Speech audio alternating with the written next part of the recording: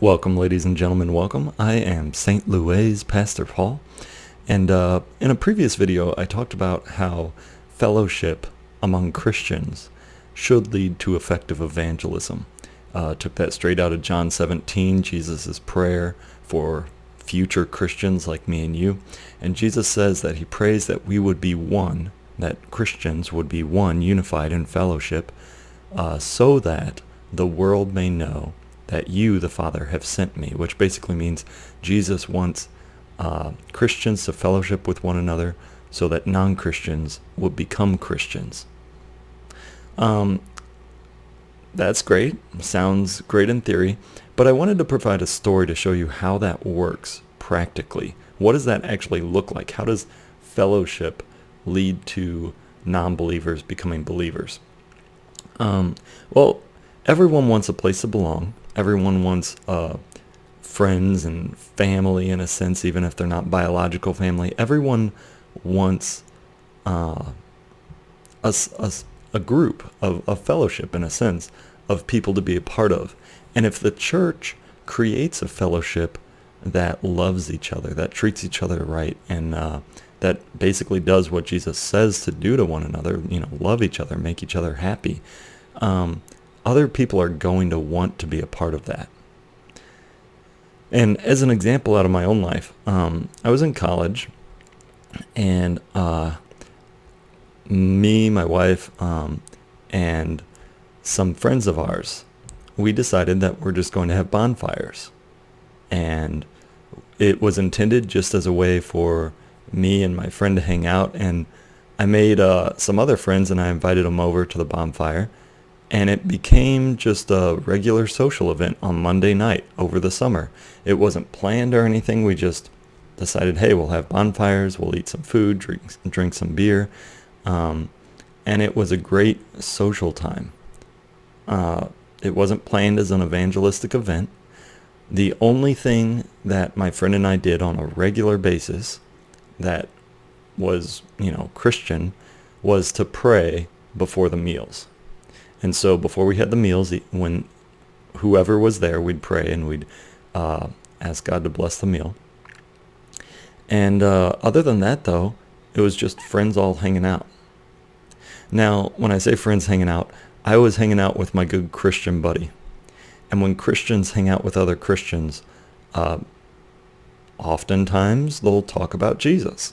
And so my friend and I, again, we didn't plan this or anything, but sometimes we'd end up talking about Jesus. Not all the time, but somewhat regularly. We'd end up talking about Jesus in front of non-Christians. And it was almost like they got a chance to overhear our conversations, So it provided them a safe place where they could learn about Christianity without having to really ask questions themselves.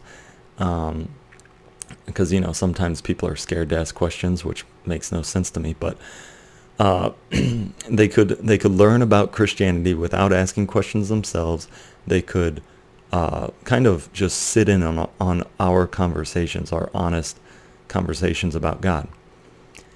And throughout that summer, we did that for 3 months. And again, it wasn't planned as an evangelistic event or anything. I was just trying to hang out with my friend and ended up inviting some other people along.